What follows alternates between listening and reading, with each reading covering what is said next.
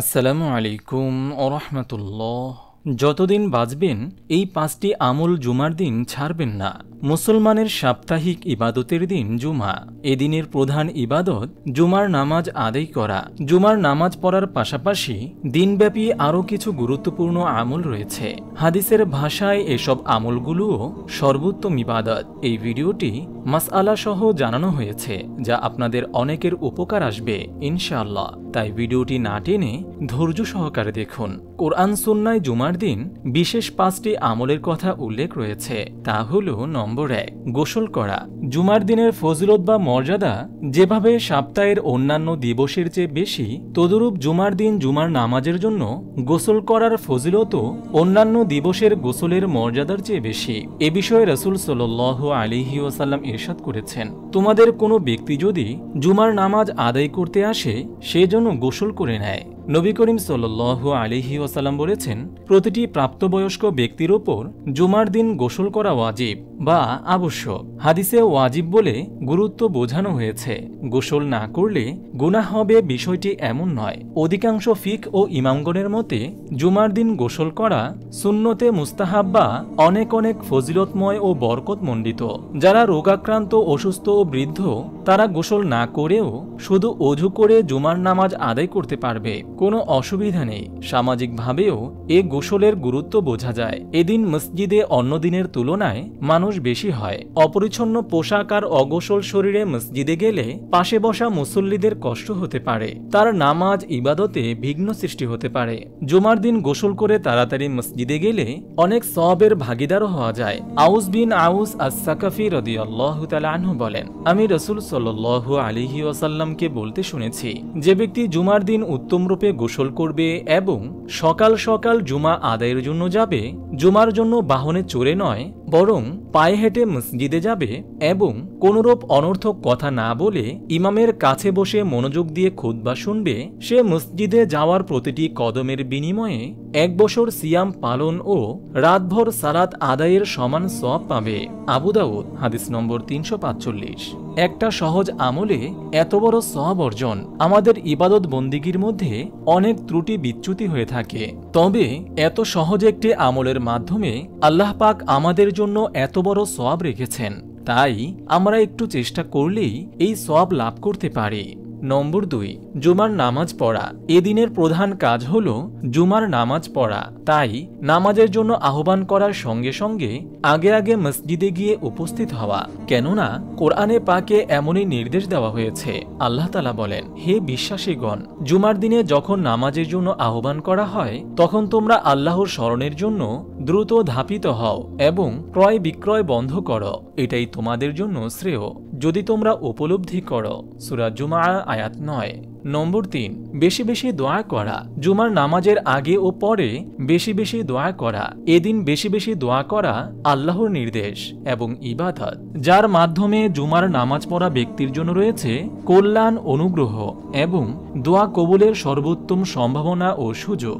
জুমার দিন আসর নামাজ আদায় করে মাগরিব পড়ার নিয়তে বাকি সময় মসজিদে অবস্থান করে তাসবিহ, তাহলিল ও দোয়া দুরুদে অতিবাহিত করা। বেশি বেশি দুরুদ পড়া, বেশি বেশি ইস্তেগফার করা। হাদিসের একাধিক বর্ণনায় এসেছে, হযরত আবু হুরায়রা রাদিয়াল্লাহু তাআলা আনহু বর্ণনা করেন, নবী করিম সাল্লাল্লাহু আলাইহি ওয়াসাল্লাম বলেন, জুমার দিন একটি সময় আছে যখন কোনো মুসলিম বান্দা আল্লাহর কাছে কোনো কল্যাণ চাইলে তিনি তাকে তা অবশ্যই দেবেন, আর সেটি হলো আসরের পর। সহিহ বুখারী। হযরত জাবির ইবনে আব্দুল্লাহ রাদিয়াল্লাহু তাআলা আনহু বর্ণনা করেন, আল্লাহর রাসূল সাল্লাল্লাহু আলাইহি ওয়াসাল্লাম বলেন, জুমার দিন 12 ঘন্টা সময়। এর মধ্যে একটি সময় আছে এমন যখন কোনো মুসলিম বান্দা আল্লাহর কাছে কিছু চাইলে তিনি তাকে তা অবশ্যই দেবেন। সুতরাং তোমরা আসরের পর শেষ সময়টুকুতে তা অনুসন্ধান করো। আবু দাউদ। নম্বর 4, সূরা কাহাফ তেলাওয়াত করা। জুমার দিন তথা বৃহস্পতিবার সন্ধ্যা থেকে জুমার দিন শুক্রবার সন্ধ্যার আগ পর্যন্ত কোরআন তেলাওয়াত বিশেষ একটি আমল। বিশেষ করে সূরা কাহাফের তেলাওয়াত করা। এ সূরার তেলাওয়াত বিশেষ ফজিলতপূর্ণ ইবাদত। সূরা কাহাফ কোরআনুল কারীমের 18 নং সূরা। সম্পূর্ণ সূরাটি তেলাওয়াত করতে না পারলেও প্রথম ও শেষ 10 আয়াত হলেও তেলাওয়াত করা উত্তম, আর তাতে মিলবে গুরুত্বপূর্ণ সব ফজিলত। হাদিসে এসেছে, যে ব্যক্তি জুমার দিন সূরা কাহাফ তেলাওয়াত করবে তার ঈমানের নূর এ জুমা হতে আগামী জুমা পর্যন্ত চমকাতে থাকবে। মিশকাত হাদিস নম্বর 2175। হযরত আলী রাদিয়াল্লাহু তাআলা আনহু থেকে বর্ণিত, নবীজি সাল্লাল্লাহু আলাইহি ওয়াসাল্লাম বলেছেন, যে ব্যক্তি জুমার দিন সূরা কাহাফ তেলাওয়াত করবে সে 8 দিন পর্যন্ত সব ধরনের ফিতনা থেকে নিরাপদ থাকবে। যদি দাজ্জাল বের হয় তবে সে দাজ্জালের ফিতনা থেকেও নিরাপদ থাকবে। হযরত আবু দারদা রাদিয়াল্লাহু তাআলা আনহু থেকে বর্ণিত, নবীজি সাল্লাল্লাহু আলাইহি ওয়াসাল্লাম বলেছেন, যে ব্যক্তি সূরা কাহাফের প্রথম 10 আয়াত মুখস্থ করবে সে দাজ্জালের ফিতনা থেকে নিরাপদ থাকবে। আবু দাউদ হাদিস নম্বর 4323। জুমার দিনে সূরা কাহাফ পাঠ করলে কিয়ামত দিবসে তার পায়ের নিচ থেকে আকাশের মেঘমালা পর্যন্ত নূর আলোকিত হবে এবং 2 জুমার মধ্যবর্তী গুনাহ মাফ হবে। বৃহস্পতিবার দিন শেষে সূর্য ডোবার পর থেকে শুক্রবার সূর্য ডোবা পর্যন্ত যে কোনো সময় সূরা কাহাফ পাঠ করলে হাদিস অনুযায়ী আমল করা হবে। বৃহস্পতিবার সন্ধ্যা থেকে শুরু করে শুক্রবার সূর্যাস্ত পর্যন্ত একাধিক বৈঠকে ভাগ ভাগ করে উক্ত সূরা পড়ে শেষ করলেও একই সওয়াব পাওয়া যাবে ইনশাআল্লাহ। নম্বর 5, বেশি বেশি দুরূদ পড়া।